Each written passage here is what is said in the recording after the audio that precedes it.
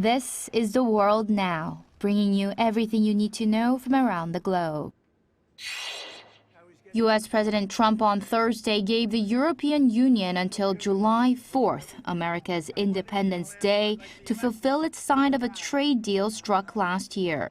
He warned that tariffs on EU goods, including cars, will jump to, quote, much higher levels if the deadline is missed. Trump said he issued the ultimatum during a, quote, great phone call with European Commission President Ursula von der Leyen, in which both leaders also agreed that Iran must never acquire a nuclear weapon. The trade deal reached in Scotland last July requires the EU to cut tariffs on U.S. industrial goods to zero.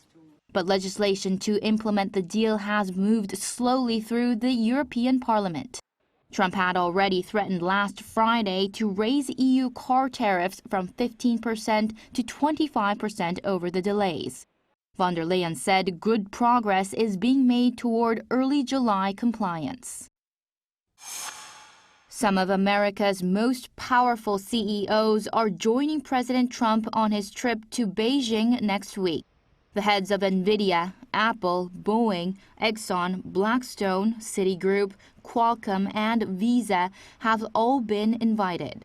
Trump's summit with Chinese President Xi Jinping has already been rescheduled once due to the Iran war, and Chinese officials have expressed unease about holding the meeting before the conflict is resolved. Boeing is watching the trip particularly closely. Its CEO said last month the company is counting on the Trump administration to unlock a long-awaited Chinese order. The summit is to take place on May 14th and 15th. Health authorities across 4 continents are racing to track down passengers who left the Hantavirus-stricken cruise ship before the outbreak was detected. More than 24 people from at least 12 countries disembarked on April 24th without any contact tracing, nearly 2 weeks after the first passenger had already died on board.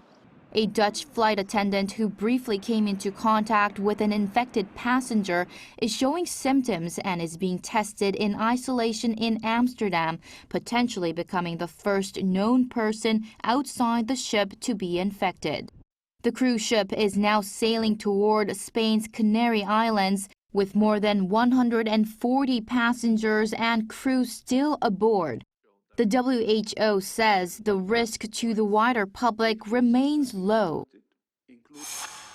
A rare 6-carat blue diamond, rated both fancy vivid blue and internally flawless, is heading to auction at Sotheby's in Geneva next week with an estimated price of up to $12 million. The auction house said on Thursday that the stone, sourced from South Africa's Cullinan mine, combines intense color, 0 internal flaws, and no fluorescence.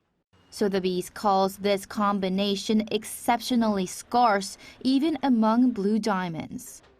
Chu Ji-han, ArirangNews.